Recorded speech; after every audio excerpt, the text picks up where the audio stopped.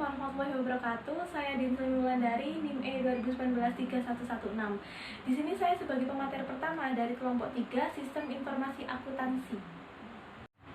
Nah, kita tuh berada di zaman yang serba canggih, di mana semuanya itu dilakukan secara cepat dan sigap. Apalagi bisnis yang berbasis internet itu telah mengubah seluruh industri dan pasar, dan juga menimbulkan dampak yang besar pada pelanggan dan bisnis itu. Contohnya saja elektronik bisnis atau yang disingkat dengan e-bisnis, itu merupakan penggunaan teknologi elektronik terutama dalam bentuk teknologi informasi untuk melakukan segala proses bisnis tentang jual beli, pertukaran produk, jasa, dan informasi. Nah, juga membagikan pemerintahan melalui kegiatan marketing, melayani pelanggan, dan berkolaborasi dengan rekan bisnis, dan juga tentang kegiatan transaksi bisnis secara online. Nah, e-bisnis ini meningkatkan kinerja bisnis dengan cara low cost atau open connectivity. Nah, dengan diperkenalkannya teknologi baru pada value chains dan menghubungkan value chains ini untuk meningkatkan layanan, mengurangi biaya, membuka saluran baru, dan juga mentransformasikan landscape persaingan. Nah, bisnis ini adalah interaksi eksternal organisasi dengan para pemasok, pelanggan, investor, kreditor, pemerintah, dan media massa, dan juga termasuk penggunaan teknologi informasi untuk mendesain kembali proses internalnya. Istilah e-bisnis itu merujuk pada interaksi yang dimungkinkan oleh teknologi antara individu dan organisasi. Selain itu, e-bisnis juga melibatkan perusahaan, pemerintah, dan institusi pendidikan. Untuk model-model atau jenis-jenis e-bisnis ini ada 4. Yang pertama adalah B2C atau business to customer, bisnis ke pelanggan. Karakteristiknya itu antar organisasi dengan perorangan, dengan individual. Yang kedua adalah nilai uang yang dilibatkan itu kecil. Jadi nilai uang atau nominal yang dilibatkan atau yang dimasukkan itu sangat kecil dan sangat rendah karena berhubungan dengan satu orang, tidak banyak orang. Yang ketiga adalah transaksi satu waktu atau tidak sering terjadi. Transaksi yang dilibatkan itu kecil, jadi nilai uang atau nominal yang dilibatkan atau yang dimasukkan itu sangat kecil dan sangat rendah karena berhubungan dengan satu orang, tidak banyak orang.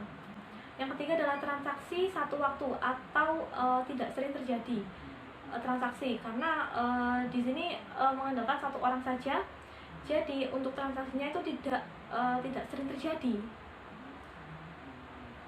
Oke, yang kedua adalah B2B, business to business, bisnis untuk bisnis.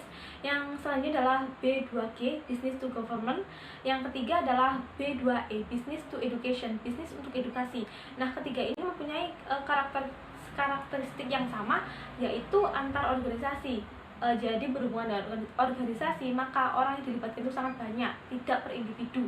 Yang kedua adalah nilai uang yang dilibatkan lebih besar, karena tadi organisasi melibatkan banyak orang, maka uang yang dihasilkan atau yang dilibatkan itu jumlah nominalnya itu sangat besar.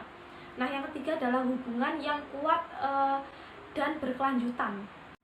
Kemudian lebih kompleks, dan yang terakhir adalah memberikan kredit oleh penjual kepada pelanggan. Jadi di mana penjual akan memberikan kredit atau cicilan kepada pelanggan atau pembeli yang membeli barang dagangannya tersebut.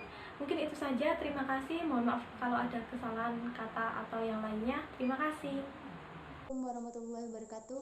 Nama saya Mas Rinda, NIM E 2019-3111. Di sini saya akan membahas 2 poin yang terdapat pada makalah kelompok 3.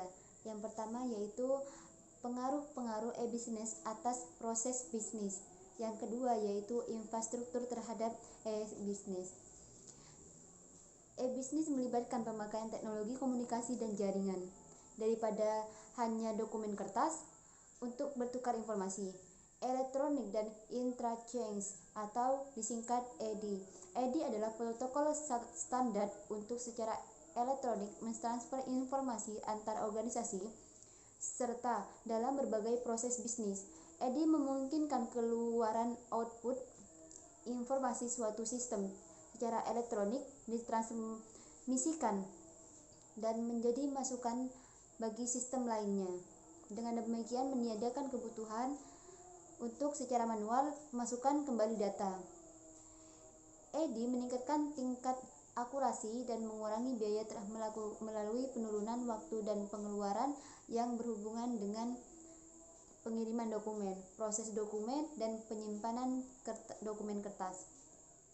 Walaupun EDI telah ada sejak era tahun 1970, hingga saat ini, penggunanya terutama terbatas pada perusahaan-perusahaan besar. Dua perkembangan baru, yaitu Internet dan XML, telah menyingkirkan halangan ini. Internet meniadakan kebutuhan atas pemakaian jaringan khusus milik pihak ketiga untuk mentransmisikan pesan EDI. XML, yang merupakan singkatan dari Extensible Markup Language, adalah satu set standar yang menetapkan isi suatu data dalam mengkodekan dokumen umum perusahaan seperti faktur penjualan, pengiriman uang, dan pesanan pembelian. Fitur penting EBXML adalah meniadakan kebutuhan atas software khusus untuk menerjemahkan dokumen yang dibuat oleh perusahaan yang berbeda. Fitur ini memberikan alternatif yang lebih mudah dan lebih murah dari EDI sebagai alat untuk ikut serta dalam e-business. Yang pertama yaitu pembelian dan inbound logistik. Yang kedua yaitu operasional internal sumber. Assalamualaikum warahmatullahi wabarakatuh. Nama saya Taufikur Rahman, NIM E 2019-3144. Saya dari kelompok 3 akan menjelaskan materi yang keempat, yaitu faktor-faktor yang mempengaruhi proses e-bisnis. E-bisnis merupakan proses bisnis dalam melakukan penyebaran, pembelian, penjualan, pemasaran barang dan jasa melalui sistem elektronik seperti internet atau televisi atau jaringan komputer lainnya. Di sini terdapat dua faktor penting dalam melakukan keberhasilan langkah-langkah untuk masuk dalam e-bisnis. Yang pertama adalah tingkat kesesuaian dan dukungan aktivitas e-bisnis atas strategi keseluruhan perusahaan. Yang kedua, kemampuan untuk menjamin bahwa proses e-bisnis memenuhi 3 karakteristik kunci yang dibutuhkan dalam transaksi bisnis apapun, yaitu validitas, integritas, dan privasi. Infrastruktur untuk e-bisnis termasuk faktor yang mempengaruhi pelaksanaan e-bisnis, yaitu merupakan hal yang penting untuk diingat bahwa mengimplementasikan proses e-bisnis bukan merupakan strategi dasar. Implementasi e-bisnis hanya berarti mempergunakan teknologi informasi jaringan dan komunikasi secara lebih efisien dan efektif dalam melaksanakan proses bisnis. Nilai strategis untuk melakukan hal ini tergantung pada tingkat sejauh mana proses tersebut dapat membantu organisasi efisien dan efektif dalam melaksanakan proses bisnis. Nilai strategis untuk melakukan hal ini tergantung pada tingkat sejauh mana proses tersebut dapat membantu organisasi mengimplementasikan dan mencapai strategi keseluruhannya. Seperti contoh, desain website yang optimal bagi perusahaan yang mengejar strategi diferensiasi produk didasarkan pada kualitas pelayanan pada pelanggannya, yang akan berbeda dengan desain bagi perusahaan yang melihat dirinya sebagai penyedia komoditas berbiaya rendah. Yang kedua, websitenya mungkin didesain untuk menggantikan sebanyak mungkin kebutuhan untuk memberikan pelayanan pada pelanggan secara langsung. Sebagai gantinya, fitur FAQ akan dikembangkan secara luas. Sebagai pendukung tambahan, pelanggan akan diminta untuk memberikan pertanyaan mereka melalui email. Yang pertama, validitas. Validitas yaitu menyatakan keaslian identitas kedua belah pihak untuk memastikan bahwa transaksi tersebut valid dan sah. Yang kedua, integritas kedua pihak dalam suatu transaksi harus yakin bahwa informasi yang dipertukarkan akurat dan tidak diubah selama proses transmisi. Yang tiga, privasi atau kerahasiaan transaksi bisnis dan informasi apapun yang dipertukarkan dalam transaksi tersebut harus disimpan dengan baik jika diinginkan oleh salah satu pihak. Mungkin itu saja dari saya. Sekian dan terima kasih. Wassalamualaikum warahmatullahi wabarakatuh. Sumber daya manusia dan infrastruktur. Yang ketiga yaitu outbound logistik. Yang keempat yaitu penjualan dan pemasaran. Yang kelima yaitu pelayanan dan dukungan penyempurna jual.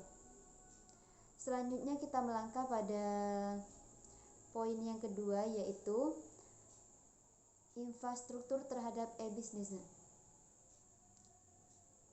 Kemajuan teknologi komunikasi dari jaringan terutama internet menyediakan infrastruktur yang dibutuhkan untuk e-bisnis. Bagian ini memberikan pengantar atas gambaran umum konsep jaringan yang mendiskusikan isu-isu strategis yang berkaitan dengan metode-metode alternatif yang dapat dipergunakan organisasi dalam mengimplementasikan e-bisnis, yaitu salah satunya yaitu jenis-jenis jaringan. Yang kedua yaitu software komunikasi.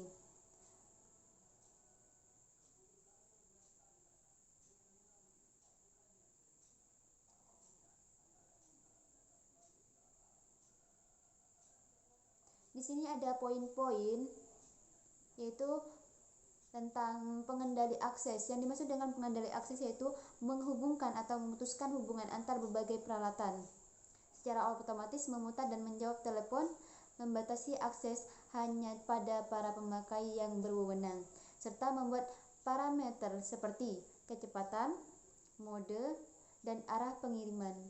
Yang kedua yaitu pengolahan jaringan, yaitu mengumpulkan data untuk memeriksa kesiapan peralatan jaringan untuk mengirim atau menerima data, membuat aturan antri untuk masukan dan keluaran, menetapkan prioritas dan sistem, mengirimkan pesan, dan mencatat aktivitas, penggunaan dan kesalahan dalam jaringan. Selanjutnya banyak lagi yang terpapar di makalah ini. Di sini ada lagi saluran komunikasi atau communication channel adalah media yang menghubungkan peralatan pengiriman dan penerimaan dalam jaringan komunikasi data. Mungkin hanya ini dari saya. Kurang lebihnya mohon maaf. Wassalamualaikum warahmatullahi wabarakatuh.